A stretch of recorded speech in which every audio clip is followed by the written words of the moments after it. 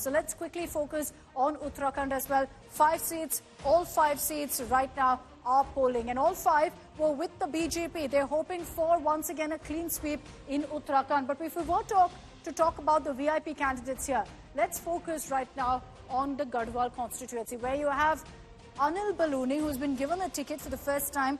He's been in the upper house, the Rajya Sabha, now transitioning into the electoral contest in Garhwal. He's facing off against Ganesh Godiyal of the Congress and Dhir Singh of the BSP.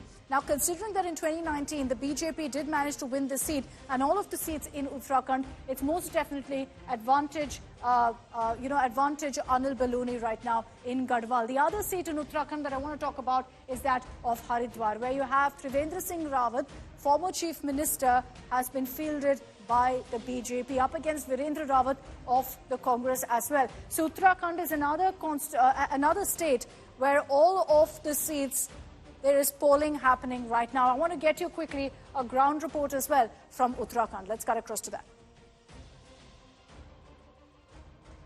चाहे वो उत्तराखंड की बात हो, चाहे हरिद्वार में संत और महात्मा लोग भी लोकतंत्र के इस पर्व में किसी भी तरीके से पीछे नहीं है, वो वोट डाल रहे हैं लगातार। हमारे साथ यहाँ पर सारे संत महात्मा जो जूना अखाड़े से जुड़े हुए हैं वो तमाम लोग मौजूद हैं। लोकतंत्र के इस पर्व में हरिद्वार में ये तमाम लोग शामिल हो रहे हैं। गुरुजी, ये बताइए कि किस तरीके से क्या मुद्दे हैं इस बार जो आप लोग कर रहे हैं चुनाव में वोटिंग? अनेक प्रकार का, ये समझिए, राष्ट्र और हमारी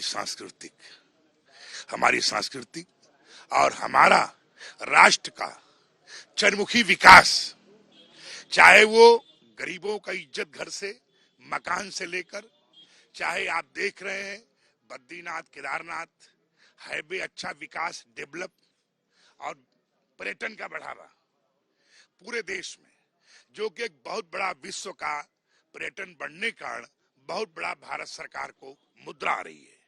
और अधिक तमाम जगह जहाँ की समझिए कहीं जहाँ व्यवस्थाएं थी तीर्थों का, वहाँ इतना बड़ा विकास हुआ, लोगों को बहुत रोजगार मिला हुआ है। राम मंदिर को लेकर के विपक्षी पार्टियों की तरफ से ये कहा जाता रहा है कि इसका राजनीतिकरण नहीं होना चाहिए। इसके साथ ही सनातन को लेकर के भी कई बार सवाल उठाए गए, तो इस पर आप क्या बोले?